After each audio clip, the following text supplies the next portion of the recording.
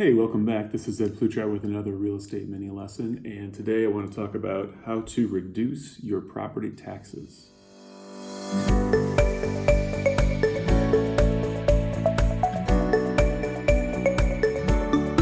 Welcome back. We're talking today about reducing your property taxes.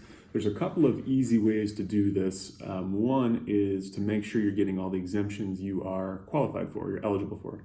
So if you're in Illinois and you live in the home that you own, you are eligible for a homeowner's exemption. That should usually reduce your assessed value by about $6,000. If you're 65 or older and live in the home, then and your name is on the deed, of course, then you are eligible for an additional $5,000 off your assessed value. That doesn't mean $5,000 or $6,000 off your taxes, but it figures into the formula to get your taxes reduced. In Indiana, there's also additionally a mortgage exemption. So if you are currently paying off a mortgage on that home, then you can get an additional exemption, and it actually is a pretty significant one. The number two way to reduce your property taxes is to talk to an attorney who specializes in appealing taxes. So if you look around the neighborhood and say, I think I'm paying too much, maybe you talk to your realtor and say, am I paying too much? You ask me that, and I'll say, well, let me look around and see.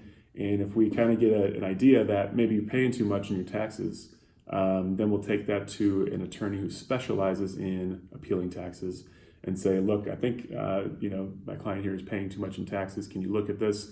They will usually do an initial evaluation for you and determine, I think you're paying too much, or no, I think you're right on par.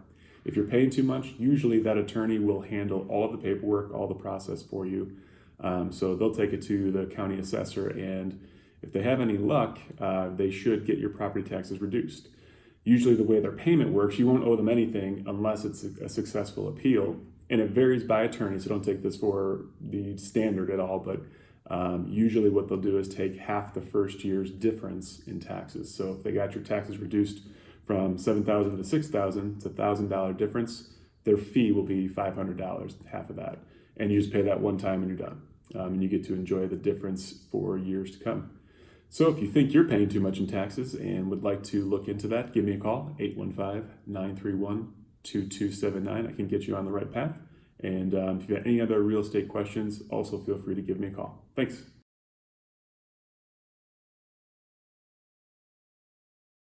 Welcome back. This is Ed Pluchar with another real estate mini lesson. We're doing mortgage questions. So I brought in an expert mortgage lender, Eric Marcotte. Do you want to introduce yourself? Hello, Eric Marcotte, People's Bank Associate Vice President.